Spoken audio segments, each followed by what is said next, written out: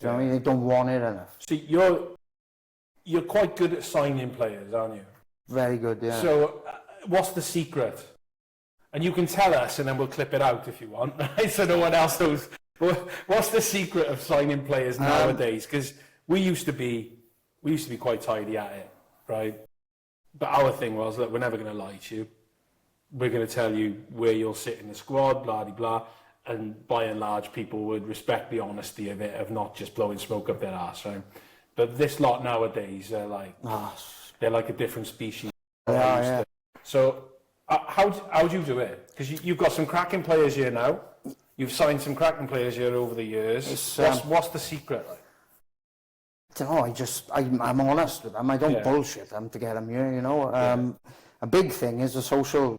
I'm glad you said that, because it's been suggested to me that you're a bit of a social beast, so... I'm not, that you can sort of drive that, do you know what I mean? I jumped on that from the first moment I come here. The first time I had him out there on the field, I said, if I can tap into that social side and sort of put that enthusiasm onto the football pitch, you're going to have something good.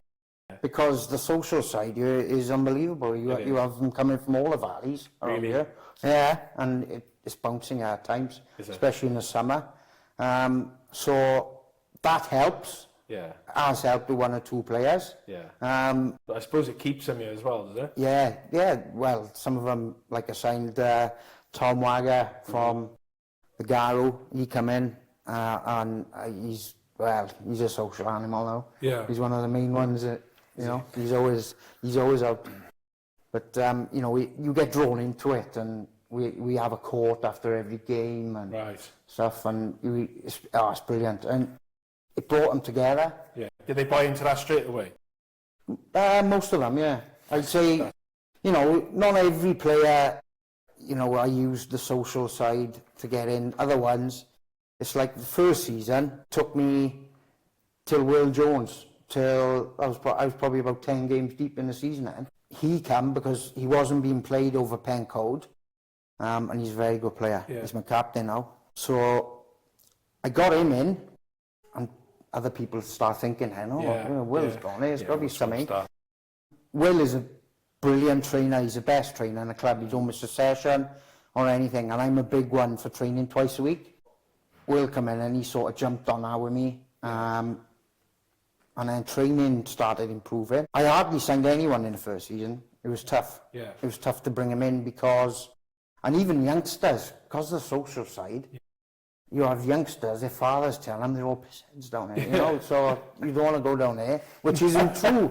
Do you know what I mean? Yeah, I've had that. That's come back to me a few times. We've said, though, when we on the social, we've talked about it a couple of times. We talked to Willow with the Drax, we spoke about Lambton Major, where I was before. Yeah. The social aspect comes up quite often. The clubs that have got a social aspect and have got players who want to play for the club and stay and support are the ones who stay together longer and get success. Rather than we talked about the young kids these days who just want to turn up, put their kit on, won't even have a shower after the game and fuck off. Yeah, and like I said, in that first season, it took me a while to sort of grasp the young generation now. Yeah. How to talk to them and how to sort of try and entice them. I have no idea. I finished because of that. If you've cracked that, right, we'll hang around and we'll write a fucking book together and we'll make a fortune. Because if you've cracked that nut, you are laughing.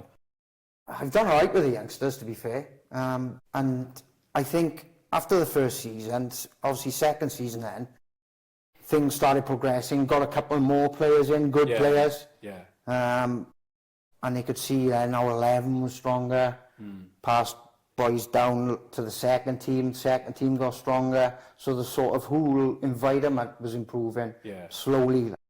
And I've always, like with training, I planned training, everything, you know, and I weren't just going out signing players here, there and everywhere. I made sure I got a player to come in, and I knew their character would fit in with the social side, and B, with me. Yeah. Do you know what I mean? So that was a big thing. Yeah.